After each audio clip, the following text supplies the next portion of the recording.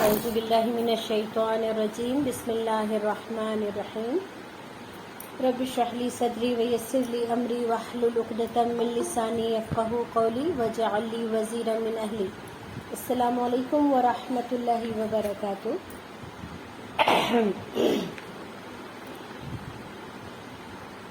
تو الحمدللہ ہم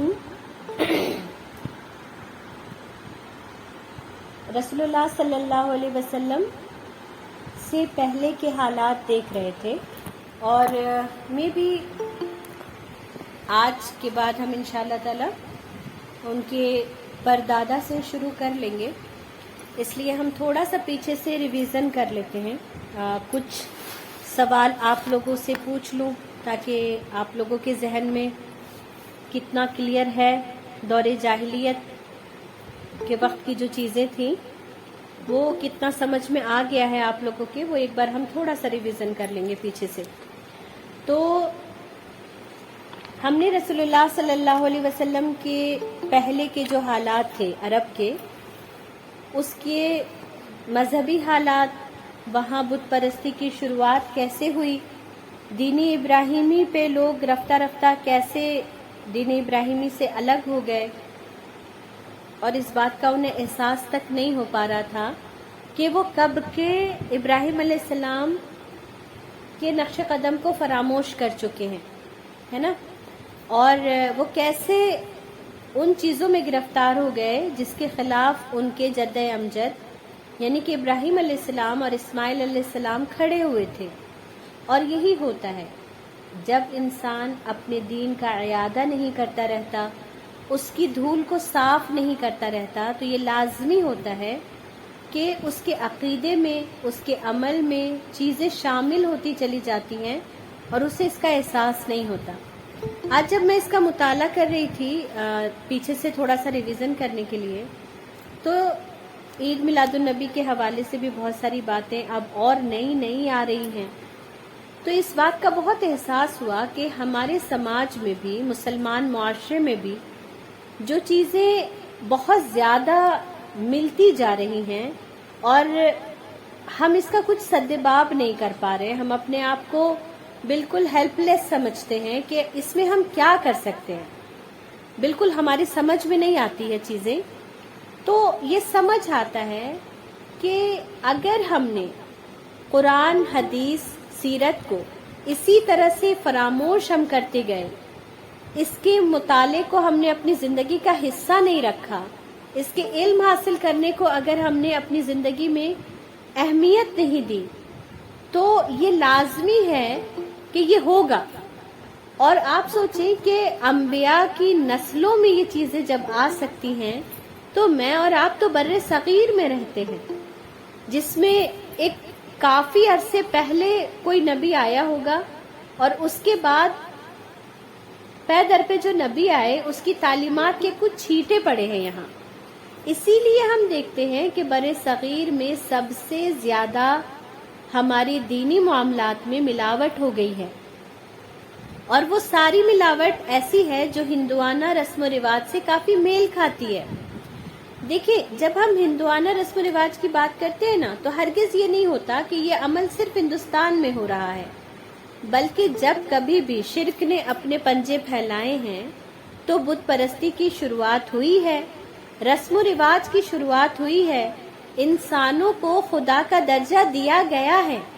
اور جب ہم دور جاہلیت کے معاشرے کو دیکھتے ہیں تو یہ بات ہمیں کنفرم طریقے سے سمجھ بھی آتی ہے نا۔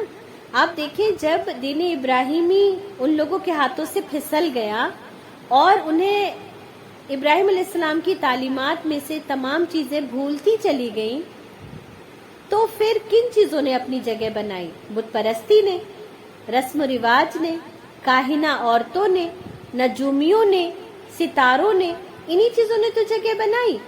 تو اور آج بھی یہاں ہندوستان میں ہم ان چیزوں کو دیکھتے ہیں، اور اگر ان دونوں چیزوں کا موازنہ کریں گے تو مسلمانوں کے اندر بھی جن چیزوں کی ملاوٹ ہو گئی ہے وہ سب بھی کہیں نہ کہیں اس سے متاثر ہو کر ہے۔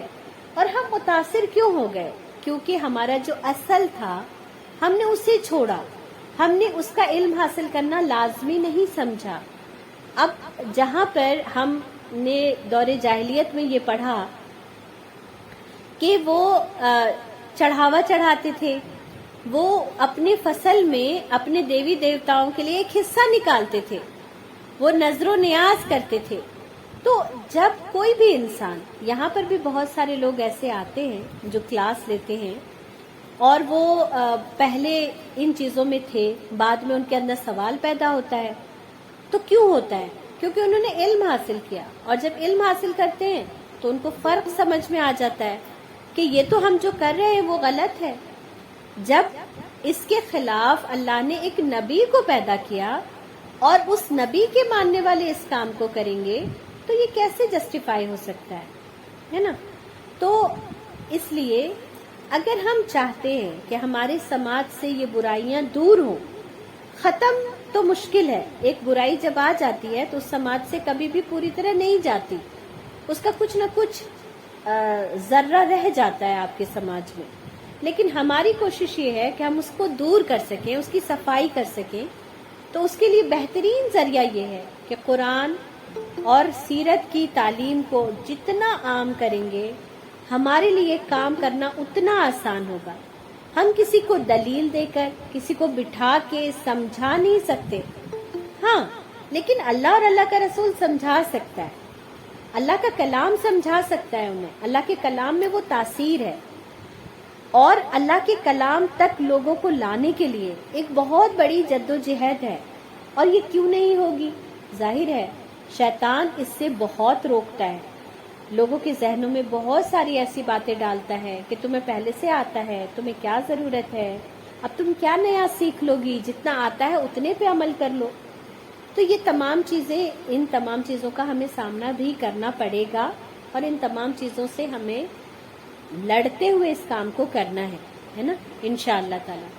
اور رسول اللہ صلی اللہ علیہ وسلم کی سیرت کو جب ہم لوگوں تک پہنچائیں گے تو پھر یہ سمجھ آئے گا کہ جن چیزوں کو دور کرنے کے لیے، جن چیزوں کے خلاف میرے نبی کو بھیجا گیا تھا، میں اس کام کو کرتے ہوئے امت محمدیہ میں سے کیسے ہو سکتی ہوں، ہے نا. تو یہاں تک بات ہماری سمجھ میں آ گئی ہے الحمدللہ. اچھا، آپ میں سے کوئی ذرا بتائے مجھے کہ مکے میں بت پرستی کی شروعات کن کے ذریعے ہوئی تھی؟ کسی کو یاد ہے ان کا نام؟ میں بتاؤں گا جی بتائیں سبق. لوہئی. ہاں جی الماس، ہاں عمرو بن لوہئی. ٹھیک، گڈ، شاباش، ہے نا. عمرو بن لوہئی نے جو وہ بت لایا تھا جس کا نام ہبل تھا، ہے نا. اور یہ سیریا، شام سے یہ بت لے کر آیا تھا، اور اس کی نیت بری نہیں تھی. اس نے سمجھا تھا کہ یہی صحیح دین ہے نا. تو نیت بری نہ ہو، آپ کے سمجھنے سے کوئی بھی چیز صحیح نہیں ہو جاتی ہے. اللہ اور اللہ کا رسول پیمانہ ہے، اگر وہ چیز وہاں پر فٹ آئے گی تبھی وہ چیز درست ہو سکتی ہے. ہماری نیت کتنی بھی اچھی ہو، ہم اللہ کے رسول سے کتنی بھی محبت کرتے ہوں، لیکن قندیلیں جلانا، روشنیاں کرنا منع ہے تو منع ہے، وہ کبھی بھی ہمارے یہاں جائز نہیں ہو سکتا، ہے نا. تو عمرو بن لوہئی کو جب بت پرستی کی شروعات کے لیے اللہ کے پاس سزا دی جائے گی تو ہم میں سے ہر ایک کو جو اللہ کے دین میں کوئی بھی پھیر بدل کرے گا وہ اللہ کے ناراضگی کا وہ حقدار ہو جائے گا، ہے نا. تو اپنی زندگی میں ہمیں ضرور ان چیزوں کو چیک کر لینا ہے. تو اور پھر اس کے بعد ان کا قبائلی نظام بڑا اسٹرانگ تھا. وہ کہا کرتے تھے اخا کا ظالمن او مظلومن، انصر اخا کا ظالمن او مظلومن، کہ اپنے بھائی کی مدد کرو چاہے وہ ظالم ہو یا مظلوم، ہے نا. اپنے بھائی کی مدد کرو، یہاں تک تو اسلام نے باقی رکھا، لیکن چاہے وہ ظالم ہو یا مظلوم، اس کو اسلام نے بدل دیا. اسلام نے انہیں سکھایا کہ اپنے بھائی کی مدد کرو جب وہ مظلوم ہو، جب اس پر کوئی ظلم کر رہا ہو، اور ظالم کی بھی مدد کرو اس کے ہاتھ کو پکڑ کر، ظلم سے اسے روک کر. ہے نا. تو اسلام جن عرب کے لوگوں میں آیا ان کے اندر بہت ساری ایسی کوالٹی تھی جو آج بھی اگر ہمارے اندر پیدا ہو جائے تو ہم اسلام کو پھیلانے والے، اسلام کو قوت پہنچانے والے بن سکتے ہیں، جس کا ذکر انشاءاللہ تعالی آج ہم کریں گے. اقتصادی حالت ان کی، یعنی ان کا اکنامکس کیسا تھا، اجتماعی حالت کی تابع تھی ان کی اقتصادی حالت. ان کا اندازہ عرب کے ذرائع معاش پر نظر ڈالنے سے ہو سکتا ہے کہ تجارت ہی ان کے نزدیک ضروریات زندگی حاصل کرنے کا سب سے اہم ذریعہ تھی، اور معلوم ہے کہ تجارتی آمد و رفت امن و سلامتی کی فضا کے بغیر آسان نہیں، اور جزیرت العرب کا حال یہ تھا کہ سوائے حرمت والے مہینوں کے امن اور سلامتی کا کہیں وجود نہ تھا، ہے نا. اب آپ دیکھیں کہ کیسے حالات میں وہ بزنس کیا کرتے تھے، ایسے حالت میں جبکہ چاروں طرف لوٹ مار کا ماحول ہوتا تھا، اور صرف بزنس وہ ان دنوں میں کیا کرتے تھے جب حرمت والے مہینے ہوتے تھے، ہے نا. تو تب بھی دیکھیں کہ ان کی تجارت کو بھی اللہ کے نام پر ہی پروٹیکشن حاصل تھا. حرمت والے مہینے کس نے حرام مہینے بنائے تھے؟ اللہ نے بنائے تھے، اور اللہ کے بنائے ہوئے قانون میں ہی ان کو سکون تھا. باقی مہینوں میں ان کے لیے جنگ و جدال تھا. جہاں تک کہ کارخانوں یعنی صنعتوں کا معاملہ ہے، عرب اس میدان میں ساری دنیا سے پیچھے تھے. کپڑے کی بنائی، چمڑے کی طباعت وغیرہ کی شکل میں جو چند صنعتیں یعنی کاریگری ان کے ہاں پائی جاتی تھی، وہ زیادہ تر یمن، حیرہ اور شام کے جڑے ہوئے علاقوں میں تھی. البتہ اندرونی عرب کھیتی باڑی اور غلہ بانی کا کسی قدر رواج تھا، یعنی وہ کھیتی باڑی اور اناج اگانے کا کام تھوڑا بہت کیا کرتے تھے. ساری عرب عورتیں سوت کاٹتی تھی، لیکن مشکل یہ تھی کہ سارا مال و متاع ہمیشہ لڑائیوں کی زد میں آ جاتا تھا. فقراء اور بھوک کی وبا عام تھی، اور لوگ ضروری کپڑے اور لباس میں بھی بڑی حد تک محروم رہتے تھے. اخلاق، یہ تو ان کا کاروبار تھا، ہے نا. کاروبار موٹا موٹی ہمیں سمجھ میں کیا آیا کہ یہ اصل میں تجارت پیشہ لوگ تھے، بزنس مین تھے، کیونکہ ان کے یہاں کی زمین بہت زیادہ زرخیز نہیں تھی، اس لیے یہ بزنس پر نربھر کرتے تھے. اچھا، بزنس میں بھی یہ ایک جگہ سے مال لاتے دوسری جگہ بیچ دیتے تھے. بہت زیادہ کارخانہ کاریگری ان کے یہاں نہیں تھی، یہ ان کا آمدنی کا ذریعہ تھا. اب اخلاق کیسے تھے؟ اخلاق کو تو ذہن میں بٹھا لیجئے گا، انگلیوں پہ گن لیجئے گا اور اپنے پاس لکھ لیجئے گا، کیونکہ اخلاق میں عرب اس وقت کے لوگوں میں اتنے غیر معمولی تھے کہ اس کی آپ کو نظیر نہیں ملے گی، کہیں کوئی مثال نہیں ملے گی. یہ تو اپنی جگہ مسلم ہے، یعنی طے شدہ ہے کہ اہل جاہلیت میں خسیس اور رذیل عادتیں اور وجدان اور شعور عقل سلیم کے خلاف باتیں پائی جاتی تھی، لیکن ان میں ایسے پسندیدہ اخلاق فاضلہ بھی تھے. اصل میں الرحیق المختوم اردو کی بہترین کتاب ہے نا، اور ظاہر ہے اسے استاد نے لکھا ہے تو ان کی لینگویج بھی بہت مشکل ہے. پر آپ لوگوں کو اگر کوئی لفظ سمجھ میں نہ آئے، میں کوشش کرتی ہوں کہ یہاں پر آسان کر دوں، پر اگر کوئی لفظ سمجھ میں نہ آئے تو فوراً لکھ لیں اور لاسٹ میں اس کو ضرور پوچھ لیں گے، ٹھیک ہے. جنہیں دیکھ کر انسان دنگ اور ششدر رہ جاتا ہے.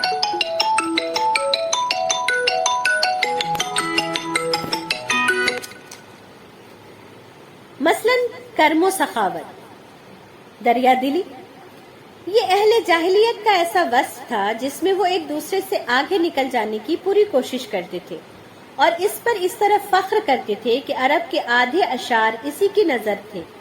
اس وصف کی بنیاد پر کسی نے خود اپنی تعریف کی ہے تو کسی نے اور کسی کی. حالت یہ تھی کہ سخت جاڑے اور بھوک کے زمانے میں کسی کے گھر اگر کوئی مہمان آ جاتا اور اس کے پاس اپنی اس ایک اونٹنی کے سوا کچھ نہ ہوتا جو اس کی اور اس کے کنبے کی زندگی کا واحد ذریعہ ہوتی، تو بھی ایسی سنگین حالت کے باوجود اس پر سخاوت کا جوش غالب آ جاتا اور وہ اٹھ کر اپنے مہمان کے لیے اپنی اونٹنی کو ذبح کر دیتا تھا. اس کے کرم ہی کا نتیجہ تھا کہ وہ بڑی بڑی دیت اور مالی ذمہ داریاں اٹھا لیتے تھے اور اس طرح انسانوں کو بربادی اور خون ریزی سے بچا کر دوسرے رئیسوں اور سرداروں کے مقابل فخر کیا کرتے تھے، ہے نا۔ اب آپ سوچیں، ایک انسان کی ذریعہ آمدنی، سواری کا ذریعہ، پوری مال و متاع اس کا ایک اونٹ ہے، اور اس ایک اونٹ کو بھی وہ صرف اس لیے ذبح کر دیتا ہے کیونکہ اس کے گھر کوئی مہمان آیا ہے نا، ضرورت مند نہیں ہے، صرف مہمان ہے اس کے گھر۔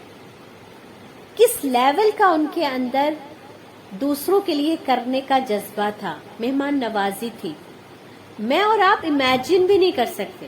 ہمارے گھر میں سامان رکھا رہے، ہمیں پکانے میں ہماری جان کو آتی ہے نا، مصیبت لگتے ہیں مہمان ہمیں، کیوں؟ کیونکہ ہم ہندوستان میں رہنے والے لوگ ہیں اور وہ عرب تھے۔ آج بھی آپ عرب میں جائیں، کوئی انسان وہاں بھوکا نہیں رہتا، اسے کھلانے والے ایک کے بجائے 100 مل جاتے ہیں۔ آپ حرم میں چلے جائیں، کھانے کے پیکٹس وہ ایسے بانٹتے ہیں جیسے کہ انہیں بھی کہیں سے فری میں ملا ہو۔ اتنے دسترخوان وہاں لگتے ہیں رمضانوں میں کہ آپ کو کبھی کوئی چیز خریدنے کی ضرورت نہیں پڑے گی، اور دینے والا ایسے دے رہا ہوتا ہے کہ جیسے کہ آپ لے لیں گے تو ان کے اوپر احسان کریں گے۔ تو اتنے برے حالات میں بھی عرب میں آج بھی یہ کوالٹی موجود ہے۔ میں یہ بات اس لیے کہہ رہی ہوں کیونکہ رسول اللہ صلی اللہ علیہ وسلم نے خود یہ بات فرمائی کہ میں بہترین لوگوں میں پیدا کیا گیا، اور وہ ان کے اندر بہترین کیا کیا چیزیں تھیں وہ ہم یہاں پر آج بات کریں گے۔ تو دیکھیں، اسلام نے اخلاق کو ان کے ایز اٹ از رکھا، مہمان نوازی کو اللہ نے اپریشیٹ کیا، ایسا نہیں کہا کہ مہمانوں پہ خرچ کرنا فضول خرچی ہے، بلکہ مہمانوں پہ خرچ کرنے کو اللہ نے عبادت بنایا۔ اللہ کے رسول صلی اللہ علیہ وسلم نے انہیں یہ بشارت بھی دی کہ مہمان کس طرح آپ کے گھر داخل ہوتا ہے اور پھر جب وہ نکلتا ہے تو آپ کے گھر سے بہت ساری بلائیں، مصیبتیں، بیماریاں اپنے ساتھ لے کر نکل جاتا ہے۔ اللہ کے رسول صلی اللہ علیہ وسلم نے ایک صحابی کو بالکل آنکھوں سے دکھلایا ان چیزوں کو۔ تو اسلام نے ان کے اس کردار کو نہ کہ صرف باقی رکھا بلکہ اسے اپریشیٹ بھی کیا، اور اللہ کی نظر میں اس کا بہترین اجر پانے کی ان کو خوشخبری بھی سنائی، ہے نا۔ پھر اس کرم کا نتیجہ یہ تھا کہ وہ شراب نوشی پر بھی فخر کرتے تھے، اس لیے نہیں کہ یہ بذات خود کوئی فخر کی چیز تھی، بلکہ اس لیے کہ یہ کرم اور سخاوت کو آسان کر دیتی تھی، کیونکہ نشے کی حالت میں مال لٹانا انسانی طبیعت پر گرا نہیں گزرتا، اس لیے یہ لوگ انگور کے درخت کو کرم اور انگور کے شربت کو بنت الکرم کہتے تھے، ہے نا۔ کرم یعنی وہ اکرام کرنے والی چیز، اور بنت الکرم کہتے تھے کہ اس کے ذریعے مہمانداری کرنا آسان ہے۔ جاہلی اشعار کی دوا دین پر نظر ڈالیے تو یہ مدح اور فخر کا ایک اہم ذریعہ تھی۔ ان کے کرم ہی کا نتیجہ تھا کہ وہ جوا کھیلتے تھے۔ ان کا خیال تھا کہ یہ بھی سخاوت کی ایک راہ ہے، کیونکہ انہیں جو نفع حاصل ہوتا یا نفع حاصل کرنے والے کے حصے میں جو کچھ فاضل بچ رہتا اسے وہ مسکینوں کو دے دیتے تھے۔ اس لیے قرآن پاک نے شراب اور جوئے کے نفع کا انکار نہیں کیا ہے، بلکہ اللہ تعالیٰ نے فرمایا کہ وَإِثْمُهَا أَكْبَرُ مِن نَفْعِهِمَا، ان دونوں کا گناہ ان کے نفع سے بڑھ کر ہے نا۔ تو اللہ نے شراب کے ذریعے وہ جو نیکیاں کرتے تھے اللہ نے اسے بھی ایڈریس کیا، لیکن اللہ نے وہاں پر انہیں یہ بھی بتا دیا کہ تم دوسروں کا تو فائدہ کرتے ہو پر اپنا بہت نقصان کر لیتے ہو، اپنے جسم کا، اپنے مال کا، اپنے پریوار کا، اپنی ذات کا، کیونکہ جو لوگ پیتے ہیں وہ اپنی ذات میں نہیں رہتے، وہ اپنی بے عزتی کرا لیتے ہیں۔ تو اللہ تعالیٰ نے یہاں پر وہ اس کے ذریعے جو اچھے کام کرتے تھے اسے بھی آئیڈینٹیفائی کیا، لیکن اس کے بڑے نقصانات کی طرف بھی توجہ دلا دی، ہے نا۔ اور آج بھی آپ دیکھیں کہ بہت سارے آپ کو ایسے لوگ مل جائیں گے جو ان باتوں کا ذکر کرتے ہیں کہ شراب میں بہت ساری اچھی چیزیں ہیں، اگر ایک لمٹ میں پیا جائے، اور آرمی کے لوگ پیتے ہیں اس کو، لیکن اللہ تعالیٰ نے مطلب قربان جائیں ہم ہمارے رب پر کہ اگر ہم بولتے نا تو ہم کیسے بولتے کہ شراب میں سوائے نقصان کے اور کچھ نہیں، پر اللہ تعالیٰ جب بات کرتے ہیں تو اللہ تعالیٰ تو سارے زمانے کی بات کرتے ہیں نا. عرب کو تو اس میں کی جو فوائد تھے وہ اتنا نہیں پتا تھا. آج کے سائنس کے دور میں انسانوں کو زیادہ پتا ہے کہ جو شراب میں اچھائی ہے، اللہ نے اس کی اچھائی سے انکار نہیں کیا، پر پیمانہ بتا دیا جس سے کوئی انکار نہیں کر سکتا کہ اس میں اچھائی اگر 10% ہے تو 90% اس میں خرابی ہے. اور اگر ہم انسانوں نے کتاب لکھی ہوتی تو ہم 90% کو اپنے آپ ازیوم کر لیتے ہیں 100%، اور ہم 100% ڈکلیئر کر دیتے کہ اس میں خرابی ہے نا. تو کلام اللہ ہونے کی اتنی زیادہ دلیلیں قرآن کے اندر خود موجود ہیں کہ کوئی بھی اگر اس کا مطالعہ کرنے بیٹھتا ہے تو وہ اس کی خوبصورتی کو، اس کے توازن کو، اس کے انصاف کو سمجھ کر کے برحق کہنے پر مجبور ہو جاتا ہے کہ یہ اللہ کا کلام ہے، یہ کسی انسان کا ہو ہی نہیں سکتا. پھر اس کے بعد ان کے اندر جو بہت بڑی کوالٹی تھی وہ تھی وفائے عہد، عہد کو پورا کرنے والے، وعدے کو پورا کرنے والے.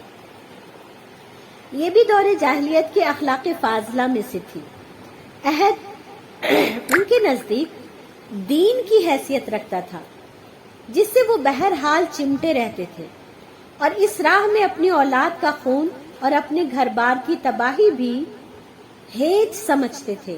اسے سمجھنے کے لیے ہانی بن مسعود شیبانی، سموئیل بن ہادیہ اور حاجب بن زراح کے واقعات کافی ہیں.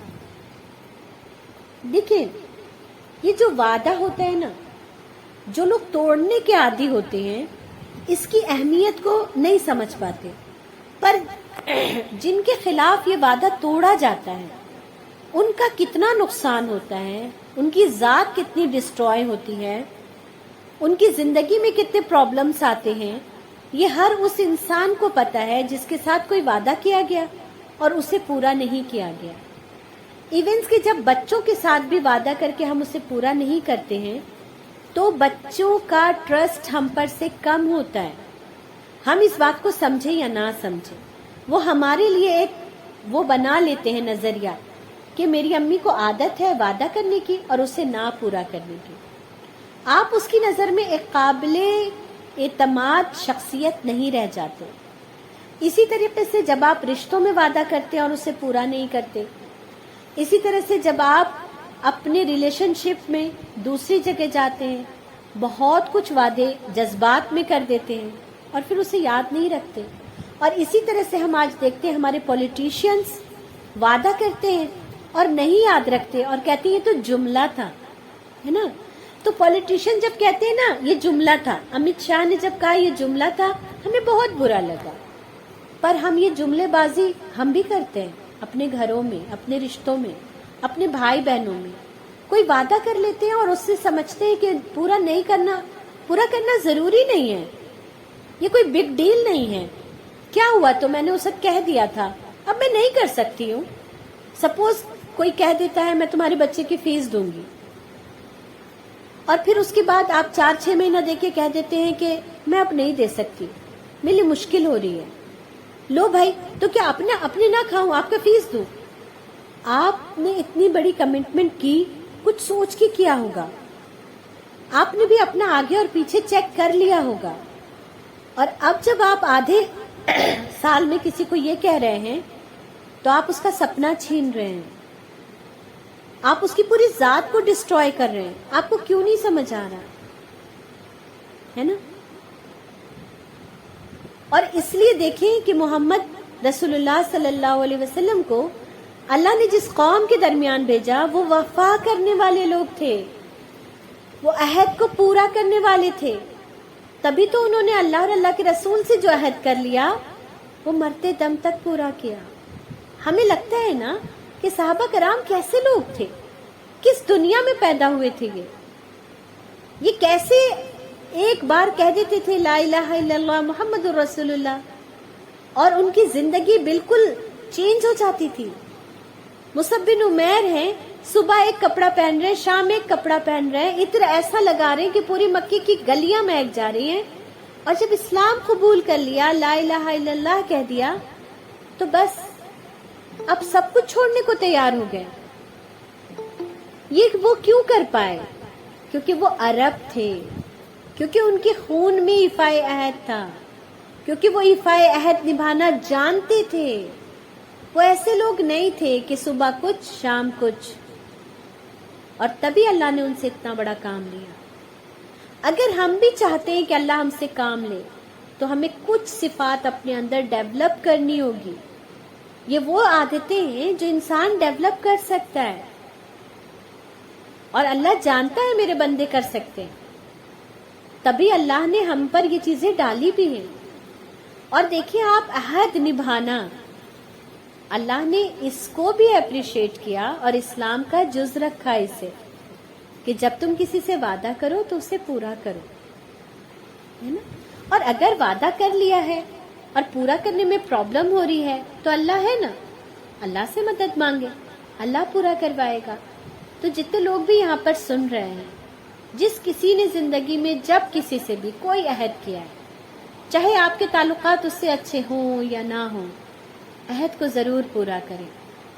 اور مومن اپنے عہد کی پاسداری کرتا ہے، اس بات کو ہمیشہ یاد رکھیں. عہد پورا کریں گے تو اللہ تعالیٰ بہت برکت عطا فرمائے گا. سامنے والے کے پاس محلات ہی کیوں نہ ہو، آپ نے اگر کچھ دینے کا اس سے وعدہ کیا ہے تو اسے ضرور پورا کریں. اللہ آپ کو آپ کے عمل کا اجر دے گا، اس کے عمل کے بارے میں آپ سے سوال نہیں کیا جائے گا. خودداری اور عزت نفس، اس پر قائم رہنا اور ظلم و جبر برداشت نہ کرنا، یہ بھی جاہلیت کی معروف اخلاق میں سے تھا. اس کا نتیجہ یہ تھا کہ ان کی شجاعت اور غیرت حد سے زیادہ بڑھی ہوئی تھی. وہ فوراً بھڑک اٹھتے تھے اور ذرا ذرا سی بات پر جس سے ذلت اور اہانت کی بو آتی، شمشیر و سنان اٹھا لیتے. سنان یعنی تلوار، اور نہایت خونریز جنگ چھیڑ دیتے. انہیں اس راہ میں اپنی جان کی قطعاً پرواہ نہ رہتی، ہے نا. اب دیکھیے، خودداری اور عزت نفس، اس کو اسلام نے بیلنس کیا. اسلام نے انہیں بتایا کہ خودداری اور عزت نفس تمہاری کہاں پر ہرٹ ہونی چاہیے، کہاں پر نہیں ہونی چاہیے، کہاں پر ٹریگر ہونی چاہیے، کہاں پر نہیں ہونی چاہیے. اس کو بیلنس کیا اسلام نے. وہ جو بے لگام ہو گئے تھے، وہ جو اپنے جوش میں صدیوں تک ایک لڑائی جاری رکھتے تھے، ان کو اللہ نے تہذیب سکھایا. ان کو رسول اللہ صلی اللہ علیہ وسلم نے ان کے اس ٹیلنٹ کو اللہ کی راہ میں استعمال کیا اور ان کو دنیا کا اتنا بڑا فاتح بنا دیا، ہے نا. عرب جس وقت ایسی کوالٹی کے وہ تھے نا، حامل تھے، چاروں طرف کے جو لوگ تھے پوری دنیا میں، ان کے اندر یہ کوالٹی پائی ہی نہیں جاتی تھی. وہ غلام لوگ تھے، چاہے وہ ہندوستان ہو، چاہے وہ شام ہو، رومن امپائر ہو، فارس ہو، فرانسیسیز ہو، یہاں ہر جگہ بادشاہت تھی اور لوگ غلام تھے. ایک طبقہ دوسرے پر حکومت کرتا تھا. پر عرب ایسے نہیں تھے. عرب میں قبائلی نظام تھا. ایک ایک ایریے کا کئی وہ سردار ہوتا تھا. کیوں؟ کیونکہ یہ کسی کی غلامی برداشت نہیں کر سکتے تھے. یہ آزاد لوگ تھے، یہ جنگجو لوگ تھے، یہ بہادر قوم تھی. اور اسی لیے ان کے اندر عزت نفس اور خودداری کی بھی جو خصلت تھی وہ بہت زیادہ تھی. اسلام نے پھر اسے کیسے کنٹرول کیا، کیسے اعتدال میں لے کر آیا، اس پر انشاءاللہ تعالی ہم جب اسلام آئے گا اپنی آب و تاب کے ساتھ تب ہم بات کریں گے انشاءاللہ. چوتھی صفت تھی عزائم کی تکمیل. اہل جاہلیت کی ایک خصوصیت یہ بھی تھی کہ جب وہ کسی کام کو مجد افتخار کا ذریعہ سمجھ کر انجام دینے پر تل جاتے تو پھر کوئی رکاوٹ انہیں روک نہیں سکتی تھی. اگر کسی کام کو یہ صحیح سمجھ لیتے تو بالکل اسے ہر حال میں انجام تک پہنچانا اپنی ذمہ داری سمجھتے تھے. وہ اپنی جان پر کھیل کر اس کام کو انجام دیتے تھے، اور اس کے بارے میں انشاءاللہ تعالی مثال آپ کے سامنے آئے گی. حلم، بردباری اور سنجیدگی، ہے نا. جیسے جب ہم خودداری پڑھتے ہیں تو ہمیں لگتا ہے بڑے اول جلول قسم کے لوگ ہوں گے، لیکن حلم، بردباری اور سنجیدگی کا کیا عالم تھا. یہ بھی اہل جاہلیت کے نزدیک قابل ستائش خوبی تھی، یعنی وہ اسے ایڈریس کرتے تھے. وہ سمجھتے تھے کہ حلم کیا ہے، وہ سمجھتے تھے کہ بردباری کیا ہے، ایٹیکیٹس کیا ہے نا، کسی کے اندر کی نرمی کیا ہے، کسی بات کو حکمت کے ساتھ سمجھنا، اس میں غور و فکر کرنا. وہ اس بات کو سمجھتے تھے، مگر یہ ان کی حد سے بڑی ہوئی شجاعت اور جنگ کے لیے ہمہ وقت آمادگی کی عادت کے سبب نادر الوجود تھی.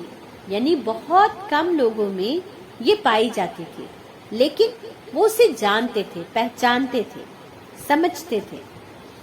بدوی سادگی زندگی. بدوی زندگی یعنی ان کی جو دیہاتی زندگی تھی. آج بھی آپ سنتے ہوں گے نا بدو عرب، اس کا مطلب یہی ہے کہ جو دیہات میں رہنے والے عرب تھے، یعنی تمدن کی آلائشوں اور داؤ پیچ سے ناواقفیت اور دوری. اور ایسے عرب آپ کو آج بھی مل جائیں گے وہاں، اور آپ کو اتنا پیار آئے گا ان لوگوں پر، کیونکہ وہ بالکل کسی دوسری دنیا کے مخلوق لگتے ہیں. یہ تھا ان میں سچائی اور امانت. اس کا نتیجہ یہ تھا کہ ان میں سچائی اور امانت پائی جاتی تھی. بدوی زندگی کی وجہ سے، دیہاتی زندگی کی وجہ سے وہ فریب کاری، فریب یعنی دھوکہ، اور بد عہدی یعنی وعدے کو نہ پورا کرنا سے دور اور متنفر تھے. یہ عادت ان میں پائی ہی نہیں جاتی تھی اور اس سے بہت نفرت بھی کرتے تھے.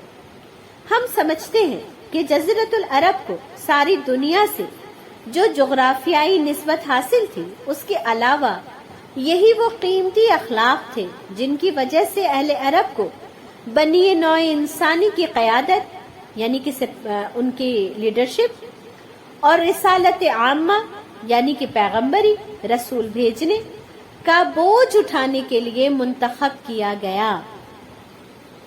کیونکہ یہ اخلاق اگرچہ بعض اوقات شر اور فساد کا سبب بن جاتے تھے اور ان کی وجہ سے المناک حادثات پیش آتے تھے، لیکن فی نفس ہی بڑے قیمتی اخلاق تھے جو تھوڑی سی اصلاح کے بعد انسانی معاشرے کے لیے نہایت مفید بن سکتے تھے. اور یہی کام اسلام نے انجام دیا. غالباً ان اخلاق میں بھی ایفائے عہد کے بعد عزت نفس اور پختگی عزم سب سے گراں قیمتی اور نفع بخش جوہر تھا. اب اس کو سمجھ لیتے ہیں. سب سے گراں قیمت یعنی سب سے زیادہ قیمتی، انمول، نفع بخش یعنی فائدہ مند، جوہر یعنی کہ آپ کے ہیرے موتی جواہرات وہ تھے. کیونکہ اس قوت قاہرہ اور عزم مصمم کے بغیر شر و فساد کا خاتمہ اور نظام عدل کا قیام ممکن نہیں ہے نا؟ کیونکہ اگر انسان کے اندر جرأت، بہادری نہ ہو تو وہ کسی بھی شر کا مقابلہ نہیں کر سکتا. آج ہم دیکھتے ہیں کہ آج بھی ہندوستان میں جیسی کنڈیشن ہے، اس میں اگر انسان دبتا ہے تو آپ کو اور دبایا جاتا ہے. ایسی کنڈیشن میں بھی اگر آپ کو ظلم کے خلاف بولنا ہے، اگر آپ کو کچھ لکھنا ہے، اس کے لیے ہمارے اندر جرأت کا ہونا، ہمارے اندر بہادری کا ہونا لازمی ہے. اور کسی بھی قوم میں اگر اس کے اندر جرأت ہے، بہادری ہے، تو آپ اس کو ڈائریکشن دے سکتے ہیں. پر آپ ڈائریکشن دیں، اس کے پاس ڈائریکشن ہو لیکن جرأت اور بہادری نہ ہو تو وہ کسی کام کو سر انجام نہیں دے سکتا. اور آج ہندوستان میں یہی ہو رہا ہے. ہمارے علماء کے پاس، ہمارے لیڈرز کے پاس ڈائریکشن ہے پر جرأت اور بہادری نہیں ہے، اس لیے کوئی کام نہیں ہو رہا، صرف تقریریں ہو رہی ہے نا. تو یہ تھا تھوڑا سا اجمالی تجزیہ دور جاہلیت کا، ہے نا. اس میں بہت ساری کمیاں ہیں اور کچھ خوبیاں ہیں، اور اب ہم انشاءاللہ تعالی عہد نبوت اسٹارٹ کریں گے، خاندان نبوت، ولادت با سعادت اور حیات طیبہ کے 40 سال، ہے نا، الحمدللہ۔ تو ہم آج سے سیرت رسول اللہ صلی اللہ علیہ وسلم کو باقاعدہ پڑھیں گے انشاءاللہ تعالی، اور آپ سب درود پڑھ لیجئے گا تاکہ جب جب رسول اللہ صلی اللہ علیہ وسلم کا نام آئے تو ہم اس فضل سے، اس کرم سے، اس برکت سے محروم نہ رہ جائیں جو رسول اکرم صلی اللہ علیہ وسلم کی باتوں سے ہمیں حاصل ہو سکتا ہے نا انشاءاللہ تعالی۔ نسب، نبی صلی اللہ علیہ وسلم کا سلسلہ نسب 3 حصوں پر تقسیم کیا جا سکتا ہے یا تقسیم کیا جاتا ہے۔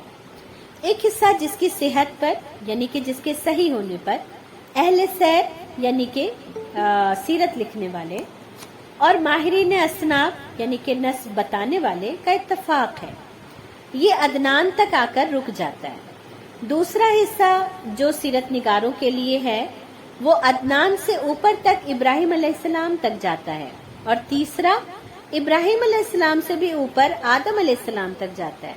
یعنی کہ اگر میں آپ کو آسان لفظوں میں سمجھاؤں تو یہ ہے کہ رسول اکرم صلی اللہ علیہ وسلم کا نسب نامہ کچھ لوگوں کے پاس ایسا بھی ہے جو حضرت آدم تک جا کے مل جاتا ہے، لیکن کچھ لوگ مانتے ہیں کہ وہاں تک تو نہیں، ابراہیم علیہ السلام تک ہمارے پاس محفوظ ہے۔ کچھ کہتے ہیں کہ ابراہیم علیہ السلام کے درمیان میں بھی کچھ ایسے وہ ہیں شاخیں ہیں جو ہم سے مسنگ ہے، اور عدنان تک آ کے ہمارے پاس صحیح انفارمیشن ہے۔ اب رسول اکرم صلی اللہ علیہ وسلم کا اس پر کیا ارشاد ہے؟ تو اللہ کے رسول صلی اللہ علیہ وسلم سے جب ان کا نسب نامہ پوچھا گیا تو وہ بھی عدنان پر آ کر رک جایا کرتے تھے اور اس کے آگے بیان نہیں کرتے تھے، اس لیے ہم لوگ بھی کہاں تک پڑھیں گے؟ عدنان تک پڑھیں گے انشاءاللہ تعالی۔ نسب کسے کہتے ہیں؟ نسب کہتے ہیں کہ ہمارے آپ کے والد کا کیا نام تھا، والد کے والد کا کیا نام تھا، اس والد کے والد کا کیا نام تھا، اس طرح سے نسب نامہ ہوتا ہے۔ اور اپنی نسب کو یاد رکھنا اچھی بات ہے، کوئی بری بات نہیں۔ بری کب ہو جاتی ہے؟ جب ہم اس نسب نامے پر فخر کرتے ہیں اور اسے اپنے لیے آخرت میں کسی اجر کا باعث سمجھتے ہیں، دنیا میں چاہتے ہیں کہ لوگ اس کے ذریعے میری عزت اور میری تکریم کریں، تب یہ غلط ہو جاتا ہے اور گناہ بن جاتا ہے جب ہم اس کی وجہ سے کچھ لوگوں کو اپنے سے نیچا، اپنے سے کم مرتبہ اور اپنے سے کم درجے کا انسان سمجھنے لگ جاتے ہیں، تب یہ گناہ کے درجے میں پہنچ جاتا ہے۔ ادروائز آپ کو اگر اپنا نسب نامہ یاد ہے، آپ کے پاس اگر نسب نامہ ہے تو یہ بہت اچھی بات ہے، بہت پیاری بات ہے، اور اس پر آپ کو فخر کرنا چاہیے کہ آپ نے اپنی اتنی دن کی لیگیسی کو، ہسٹری کو قائم رکھا ہے، الحمدللہ۔ تو آپ کا نسب نامہ کیسے ہے؟ محمد بن عبداللہ بن عبد المطلب بن ہاشم بن عبد مناف بن قصی بن کلاب بن مرہ بن کعب بن لوی بن غالب بن فہر بن مالک بن نظر بن کنانہ بن خزیمہ بن مدرکہ بن الیاس بن مضر بن نزار بن عماد بن عدنان۔ یہاں تک آپ کا نسب نامہ ہے، ٹھیک ہے۔ اب بیچ بیچ میں اس کی تھوڑی سی تفصیل دی ہوئی تھی کہ قصی کا اصل نام زید تھا اور فہر ان کا لقب ہی غالباً قریش تھا، اور مالک بن نظر ان کا نام اصل قیس تھا، اور مدرکہ ان کا اصل نام عامر تھا، ٹھیک ہے۔ تو بہرحال یہ جن ناموں سے مشہور تھے اسی نام کا ذکر یہاں پر موجود ہے۔ اور اس کے بعد جو دوسرا حصہ ہے وہ بھی ہے آپ کی بک میں، آپ میں سے جو انٹرسٹڈ ہو وہ پڑھ لیجئے گا۔ میں یہاں پر نہیں پڑھ رہی ہوں کیونکہ اس کی اوتھینٹسٹی بہت زیادہ نہیں ہے، تو اس لیے میں یہاں پر اس کو نہیں پڑھ رہی ہوں۔ اور جن لوگوں کو یہ بھی خواہش ہو کہ ابراہیم علیہ السلام سے لے کر کے شیش علیہ السلام اور آدم علیہ السلام کے درمیان میں نبیوں کا سلسلہ کس طرح سے ہے تو وہ بھی اس کو دیکھ سکتے ہیں ایک بار، ٹھیک ہے۔ چلیں جی، خاندان نبی صلی اللہ علیہ وسلم کا خاندان اپنے جد اعلیٰ ہاشم بن عبد مناف کی نسبت سے ہاشمی کے نام سے معروف ہے، اس لیے مناسب معلوم ہوتا ہے کہ ہاشم اور ان کے بعد کے بعض افراد کے مختصر حالات یہاں پر پیش کر دیے جائیں۔ اور آپ سب کو یاد ہوگا کہ میں نے جہاں سے بات شروع کی تھی پہلے، بلکہ اس بک میں بھی ہے، وہ قصی سے بات شروع کی تھی ہم نے، ہے نا؟ اور قصی کے بعد جو ان کے بیٹے ہیں عبد مناف، ہے نا، عبد الدار اور عبد مناف، ان کے 2 بیٹے تھے۔ اور یہاں پر دیکھیں آپ، عبد مناف ہے، قصی ہے، اس کے پیچھے عبد مناف ہے، تو ہم نے عبد مناف کے بارے میں بھی بات کر لیا تھا۔ اور اب عبد مناف کے بیٹے ہیں ہاشم۔ یہاں پر جو بات ہوگی وہ اب ہاشم سے شروع ہوگی۔ قصی تک کا اگر آپ لوگوں کو یاد نہیں ہے تو وہ والا ایپیسوڈ نکال کر دیکھ لیجئے گا۔ ریکارڈنگ کرنے کا مقصد ہی یہ ہے تاکہ چیزیں ہمارے سامنے رہیں، کلیئر رہیں اور ہمیں بات اچھی طریقے سے سمجھ آئے۔ بعض دفعہ کیا ہوتا ہے کہ جب ہم آگے آ جاتے ہیں تو ہمیں احساس ہوتا ہے ارے پیچھے کی چیزیں تو مسنگ ہیں، تو ان پیچھے کی چیزوں کے لیے آپ اس کو یوٹیوب پہ جا کر اس کو سن سکتے ہیں۔ تو انشاءاللہ تعالی ہم شیما کوشش کریں گے کہ جس میں قصی کا ذکر ہے ہم اس ایپیسوڈ کو دوبارہ ڈال دیں تاکہ لوگ قصی کو ایک بار دوبارہ سے سن کر آئیں۔ اصل میں خود قصی کی شخصیت سے اتنی زیادہ متاثر ہوں کہ میرا دل چاہتا ہے کہ ہر ایک قصی کی شخصیت کو اچھے سے سمجھے تاکہ ہم نا اپنی زندگیوں میں سمجھ پائیں کہ ہم جو دعا کرتے ہیں نا، ربنا حب لنا من ازواجنا وذریاتنا قرۃ اعین وجعلنا للمتقین اماما، کہ اے اللہ میرے بچوں کو ہماری آنکھوں کی ٹھنڈک بنا اور انہیں امام بنا، ہے نا، ذریت کو ہمارے امام بنا۔ ہمیں نہیں پتا کہ اللہ نے ہمیں کون سے کردار میں رکھا ہے، اللہ نے ہمیں ضرور کسی کردار میں رکھا ہوگا، تو اگر ہم قصی کی کردار میں ہیں تو قصی کا کردار ادا کریں، اگر ہم عبد مناف کی کردار میں ہیں تو عبد مناف کا کردار ادا کریں، اگر ہاشم میں ہیں، اگر عبد المطلب میں ہیں، اگر ابو طالب میں ہیں، اگر عبداللہ میں ہیں، اور اگر محمد رسول اللہ صلی اللہ علیہ وسلم میں ہیں، کہیں نہ کہیں تو ہمیں اپنے کردار کو چیک کرنا ہوگا کہ یا تو میں فیلڈ تیار کر کے جاؤں، زمین تیار کر کے جاؤں، تاکہ اگر کوئی بیج غلطی سے بھی ادھر آ کے گر جائے تو میرے کھیت میں ایک اچھا پودا پنپ سکے، ہے نا۔ تو اس لیے اللہ کے رسول صلی اللہ علیہ وسلم کے جد امجد کو بھی بہت غور سے پڑھیں، اور اس لیے بھی پڑھیں، دیکھیں ہم اپنی ماؤں کے پاس، اپنے ابو کے پاس بیٹھ جایا کرتے تھے نا کہ بتائیے ہمارے دادا کیسے تھے، ہماری دادی کیسی تھی، اور یہ تو رسول اللہ ہے صلی اللہ علیہ وسلم جو ہمیں سارے جہان میں سب سے زیادہ عزیز ہیں، ہم ان سے محبت کرتے ہیں، تو ہم کیوں نہیں جاننا چاہیں گے کہ ان کی تاریخ کیسی تھی، وہ کیسے آ کے بسے تھے، پھر کیسے اسٹیبلش ہوئے، کیسے انہوں نے اپنے وجود کو وہاں پر قائم کیا، ہے نا، انشاءاللہ تعالی۔ تو آج ہم یہیں پر اپنی بات کو روک لیں گے کیونکہ ٹائم ہمارا ہو گیا ہے اور آڈیو بہت لمبا ہو جاتا ہے پھر، انشاءاللہ تعالی۔ جی، سبحانک اللہم و بحمدک نشہد ان لا الہ الا انت نستغفرک و نتوب الیک۔ سبحان ربک رب العزت عما یصفون وسلام علی المرسلین والحمد للہ رب العالمین، آمین۔ السلام علیکم ورحمۃ اللہ وبرکاتہ۔